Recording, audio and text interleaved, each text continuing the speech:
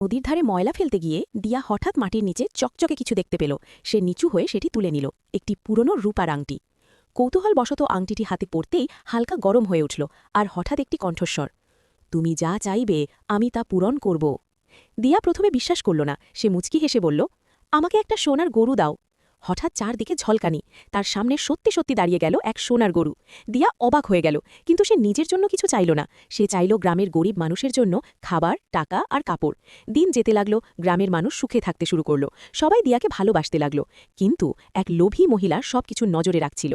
এক রাতে সে চুপি চুপি দিয়ার ঘরে ঢুকে পড়ল আর সুযোগ বুঝে আংটিটি চুরি করে নিল।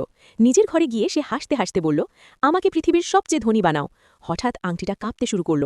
চারদিকে সোনা, হীরা, গয়না বেরোতে লাগল, কিন্তু থামল না। ধীরে ধীরে সোনার স্তূপ এত বড় হয়ে গেল যে লোভী মহিলা পালাতে পারল না। সে সোনার নিচে চাপা পড়ে গেল।